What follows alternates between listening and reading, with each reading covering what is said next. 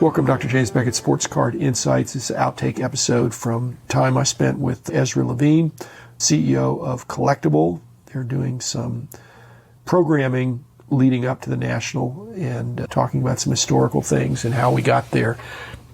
So interviewing me, happy to participate in that. I love that aspect of what Collectible's doing. They have an interesting business concept, but they also are trying to give back. The Mint Collective was largely their initiative, and doing this content. My hat's off to them. I hope it's successful for them. And here's our discussion. Again, this is just part of it. You need to go to their website and their channels for the road to the National. And I hope you enjoy it. I enjoyed it. I get asked different questions each time and try to answer them as best I can. So thank you, Ezra. Appreciate your desire to make the history of the hobby known.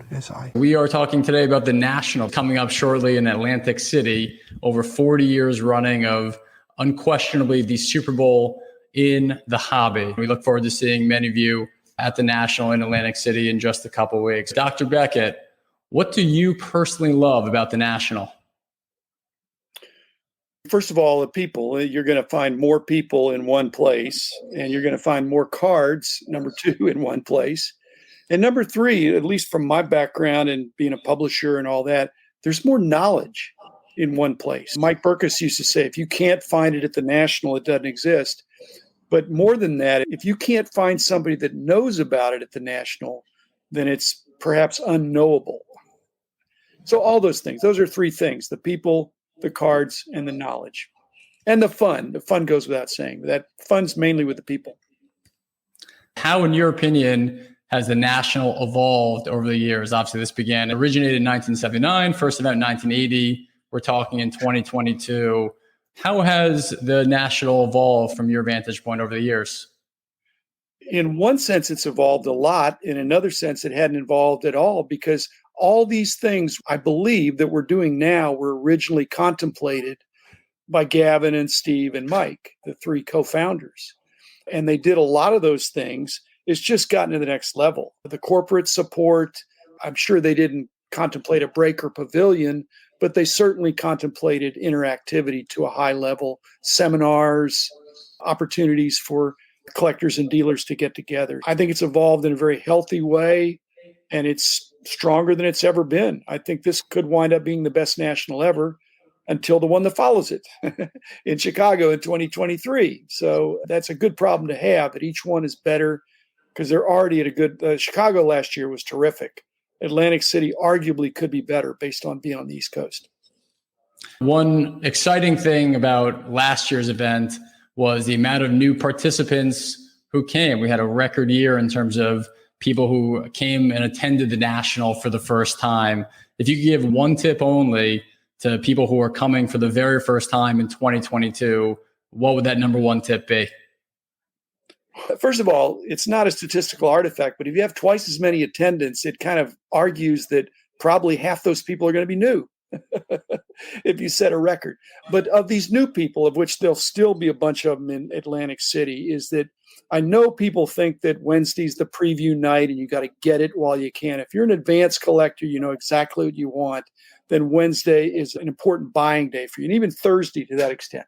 If you're not, then you really ought to case the place. Over the many years, I've bought things for more money at one table that the next day I found at a much lower price at another table. So don't rush into it. It's a 4 or 5 day experience.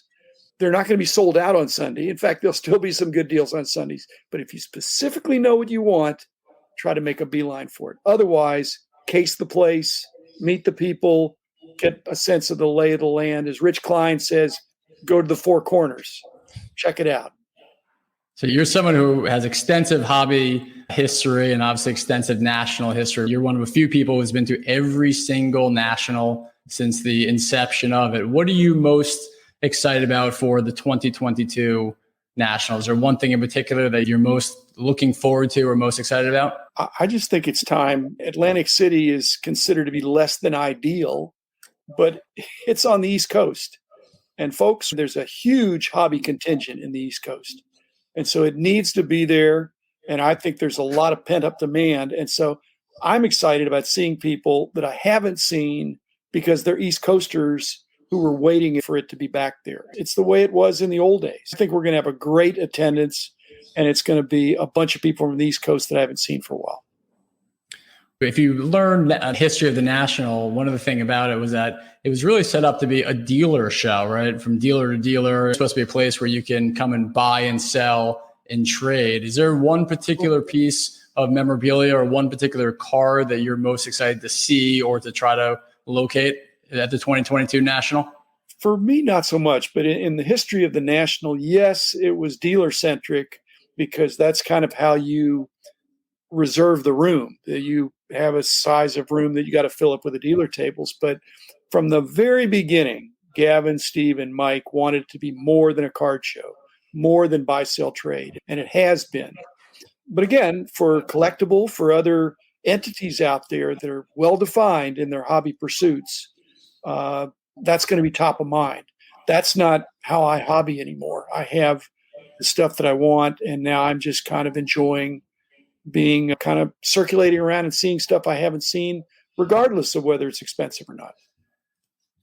This National is coming at a very interesting time in the hobby's history and obviously in the hobby's evolution. We've seen real record prices and record booms over the last couple of years. Obviously, this one is coming in the midst of a little bit of a slowdown, obviously off all-time highs, but we have seen some declining prices and obviously pretty uncertain macro backdrop. What are you expecting in terms of the overall mood of participants and the hobby at the National next month?